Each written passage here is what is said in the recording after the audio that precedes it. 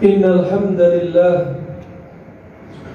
نحمده ونستعينه ونستغفره ونتوب إليه ونعوذ بالله من شرور أنفسنا وسيئات أعمالنا من يهده الله فلا مضل له ومن يضلل فلا هادي له أشهد أن لا إله إلا الله وحده لا شريك له وأشهد أن محمدا عبده ورسوله لا نبي بعده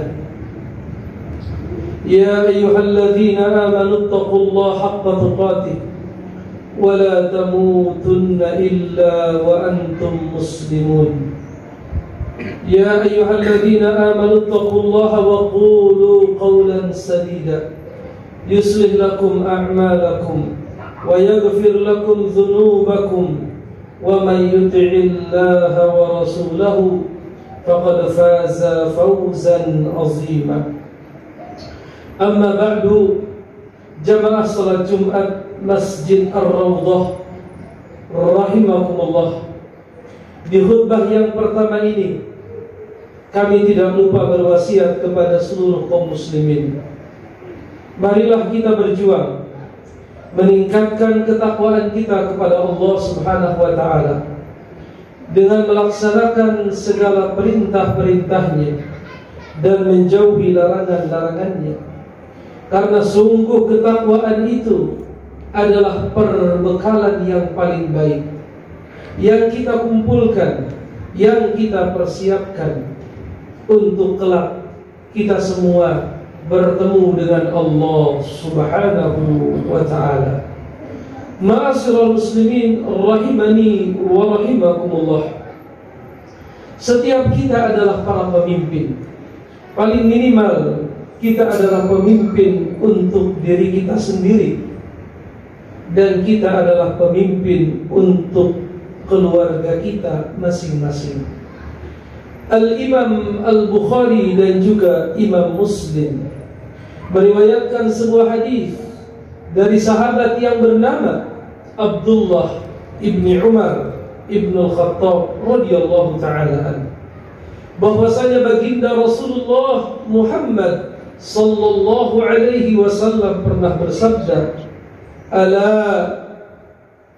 fakullukum ra'in wa kullukum mas'ulun an ra'iyatihi." Ingatlah wahai umatku, kata Nabi, setiap kalian itu memiliki tanggung jawab. Artinya kalian adalah pemimpin. Dan setiap kalian itu, kata Nabi, akan ditanya tentang tanggung jawabnya, tentang kepemimpinannya. Sebagai seorang pemimpin di dalam keluarga, masing-masing kita telah diberikan satu misi yang jelas oleh Allah Subhanahu wa ta'ala.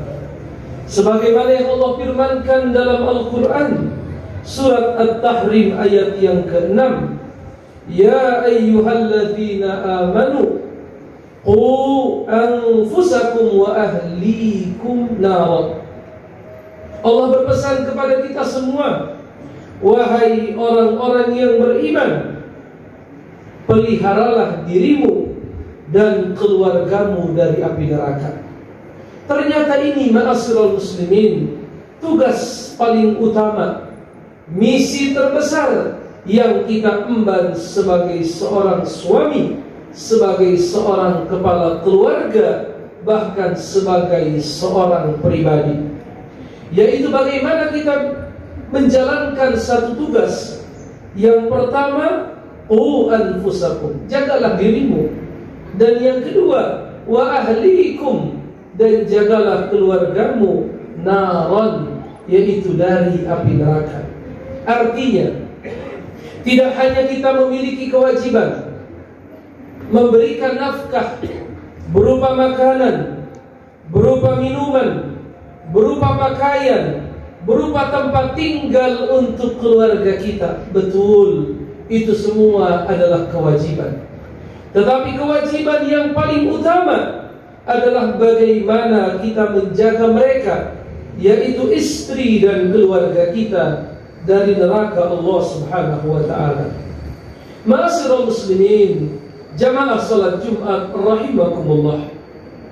Sahabat yang mulia yang bernama Ali ibnu Abi Thalib radhiyallahu taala anhu, ketika mengomentari ayat ini beliau berkata, maksudnya adalah adibuhum wa'allimuhum, yaitu ajarkan kepada keluarga kalian adab, yaitu akhlak, dan ajarkan kepada mereka agama. Jadi dua, ajarkan kepada mereka adab dan ajarkan kepada mereka agama. Ad-Dhahhak, begitupun Muqatil rahimahumullahu ta'ala, keduanya adalah termasuk ke dalam tabi'in, yaitu orang yang bertemu dengan sahabat. Ketika mengomentari surat At-Tahrim ayat yang ke-6, mereka berkata, haqqun 'alal muslimi an yu'allima ahlahu, adalah satu kewajiban atas setiap muslim mengajarkan keluarganya, mengajarkan kerabatnya, ma faradallahu alaihim wa ma nahahumullahu an, yaitu apa-apa yang telah Allah wajibkan atas mereka dan apa pula yang dilarang oleh Allah Subhanahu wa taala. Artinya itu tanggung jawab kita. Tentunya kalau kita tidak bisa melaksanakannya dengan maksimal, paling minimal berikan mereka keteladanan, atau paling minimal arahkan keluarga kita, anak-anak kita kepada lembaga-lembaga yang mengajarkan adab-adab Islam dan yang mengajarkan ilmu-ilmu keislaman. Oleh karenanya, ma'asyiral muslimin, di dalam surat Maryam ayat 54-52, Allah Subhanahu wa taala memuji Nabi Ibrahim dan Nabi Ismail, wa kana ya'muru ahlahu bis-salati waz-zakah wa kana 'inda rabbih mardiyya, karena dahulu mereka senantiasa memerintahkan keluarganya melaksanakan salat dan zakat, dan sungguh ia adalah seorang yang diridhoi di sisi Allah Subhanahu wa taala. Lalu bagaimana ma'asyiral muslimin apabila kita sebagai suami, sebagai kepala keluarga tidak peduli dengan anak-anak kita, tidak peduli dengan agama istri kita, tidak peduli apakah mereka menjalankan syariat atau tidak, sangat berbahaya. Di dalam hadis Nabi ada kelompok yang dikenal dengan dayuth. Siapa itu orang-orang yang dayuth?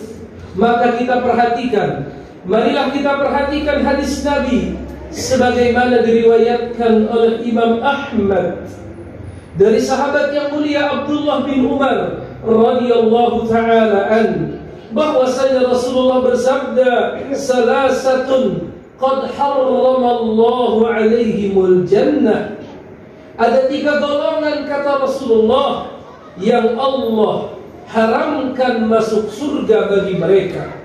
Siapa saja 3 golongan itu? Yang pertama, mudminul khamri, yaitu pecandu minuman keras. Yang kedua, wal aqu, yaitu orang yang durhaka kepada kedua orang tuanya. Dan yang ketiga adalah waddayuth, yaitu orang-orang yang dayuth. Siapa itu ya Rasulullah orang-orang yang dayuth?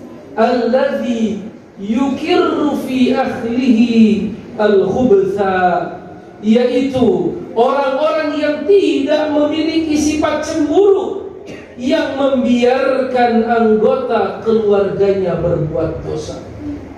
Di antara perkara yang menurut saya hari ini kurang kita perhatikan adalah memerintahkan keluarga kita, baik itu istri ataupun putri-putri kita, untuk menutup aurat mereka.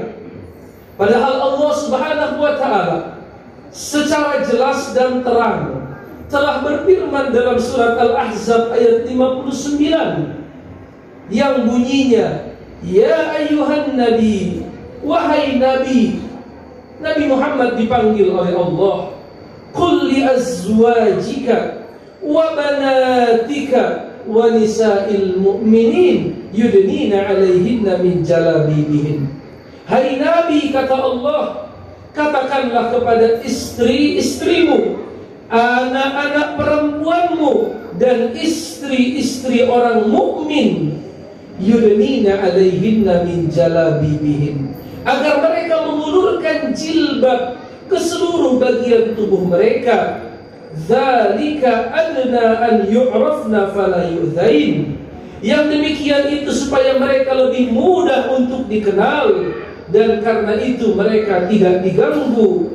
Wa kana Allahu ghafurur rahima. Dan sungguh Allah Maha Pengampun lagi Maha Penyayang. Menampakkan aurat, tidak menutupnya, bukanlah sesuatu yang biasa-biasa saja. Dalam hadis yang diriwayatkan oleh Imam Muslim, hadis sahih, Rasulullah berkata, ada 3 golongan yang tidak akan memasuki surga, dan mereka tidak akan mencium baunya surga. Salah satunya adalah mereka orang-orang yang kasiyatun ariyat, orang-orang yang berpakaian, tapi pada hakikatnya mereka tidak berpakaian. Artinya ini ancaman yang sangat keras, ini ancaman yang sangat serius. Tentunya kita harus mengambil tanggung jawab kita sebagai seorang pemimpin, sebagai seorang suami, sebagai seorang ayah. Marilah sama-sama kita ingatkan, kita arahkan, bahkan kita memiliki hak untuk memerintahkan mereka untuk menutup aurat. Mudah-mudahan dengan ditutupnya aurat berkuranglah pintu-pintu keburukan, dan dengannya kita telah menjalankan satu bagian dari tanggung jawab yang dibebankan oleh Allah Subhanahu wa taala. Aqulu qawli hadza wa astaghfirullah li wa lakum fastaghfiruhu innahu wal ghafurur rahim.